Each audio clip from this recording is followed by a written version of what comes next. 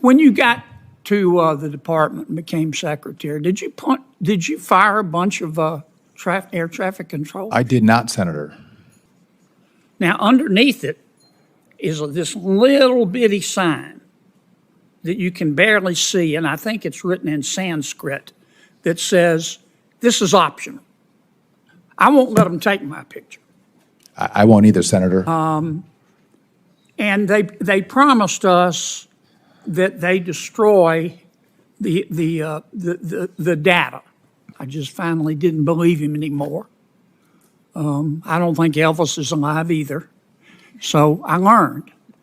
But if you could go ahead and announce it, it would. It sure would.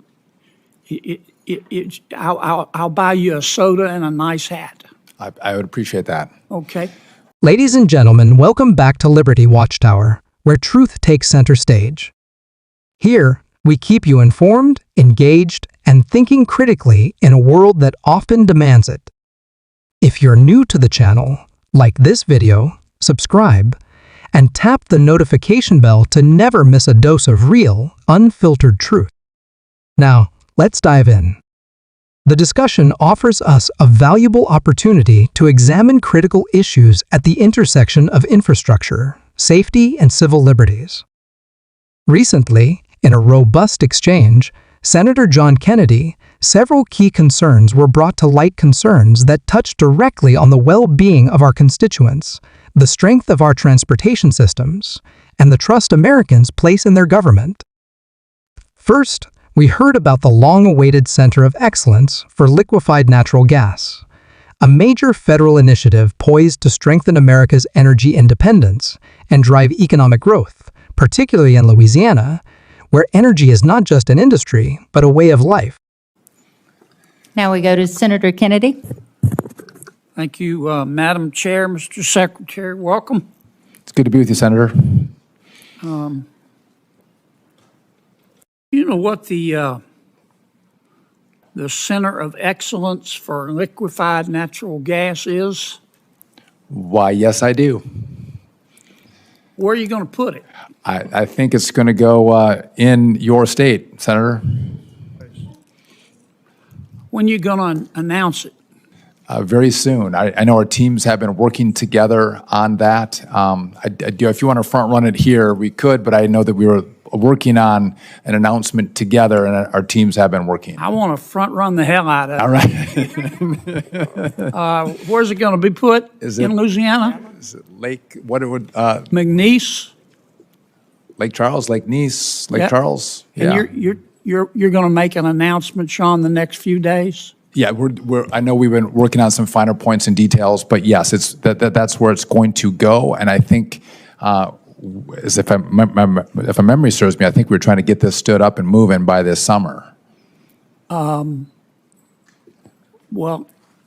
I want to get it announced first, Sure. so your colleagues can't take it back. No one's taking anything from you, Senator. It's coming your way. I see my old friend, Mr. Plotkin, here. Watch him like a hawk, by the way.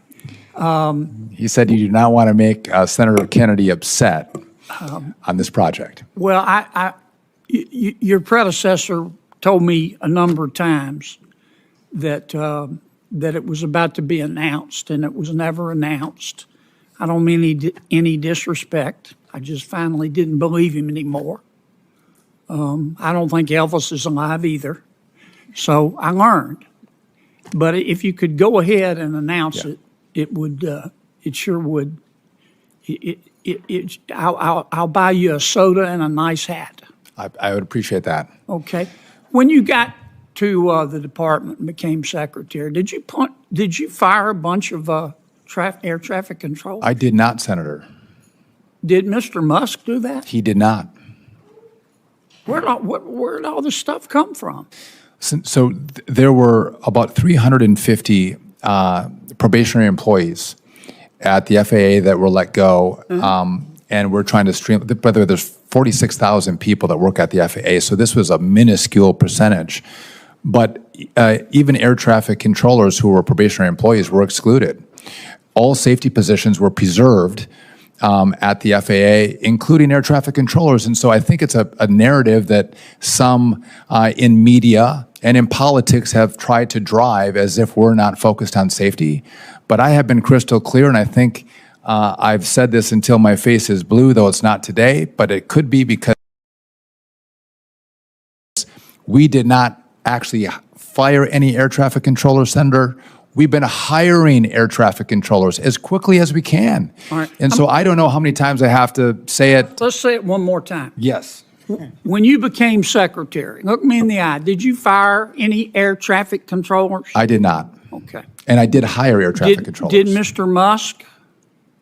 So by the way, Mr. Musk doesn't fire or hire anybody at the department. I do. And so no, he didn't fire anybody, including air traffic controllers. Okay. When you probably don't have to, but when most people go through TSA, they take your picture. They have a little camera there, and they say, "Look in the camera. We want to take your picture." Now, underneath it is this little bitty sign that you can barely see, and I think it's written in Sanskrit that says, "This is optional." I won't let them take my picture. I won't either, Senator. And they promised us that they destroy the data. Okay.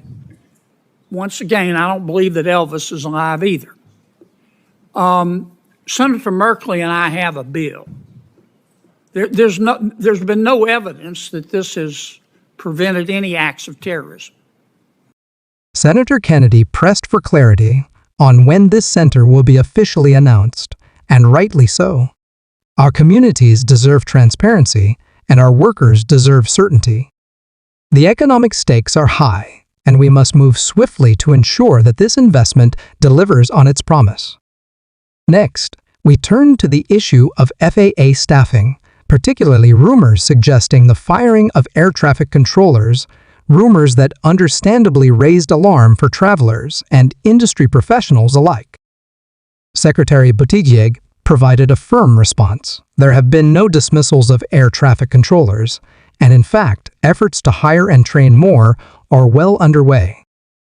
At a time when air travel is returning to pre-pandemic levels, we must maintain both staffing capacity and public confidence in the safety of our skies. And finally, we confronted a modern challenge that cuts to the core of civil liberties in a digital age: the quiet expansion of facial recognition technology at TSA checkpoints. Many travelers, perhaps unknowingly, are being photographed as they move through airport security. While signs technically allow for an opt-out, they are often small, unclear, and easily missed. Both Senator Kennedy and Secretary Buttigieg voiced concerns that mirror those of millions of Americans. Why is this data being collected? Is it truly necessary? And what happens to it once it's taken? At a time when technology races ahead of regulation, we must ask ourselves, are we protecting national security or are we compromising personal freedom? Today's conversation reminds us that good governance requires more than technical answers. It requires trust, accountability, and a shared commitment to the principles that define us. Let us continue these discussions with the seriousness they deserve and with the clarity that the American people expect from their leaders. And I just don't know why the federal government has to collect this huge database of every American who flies picture. I thank you for that. I couldn't agree with you more. I actually try to turn my head away from the camera when I go through and they're taking pictures. There's no need. I think Americans have a right to privacy. And I don't think you need a digital scan of my face to allow me to have the right to fly on an airplane. I think it's absolutely wrong. And what does it do to security? I don't think it breeds any more security in our airspace, on our airplanes. And so thank you for doing that work. I couldn't agree with you more. Thank you, Madam Chair.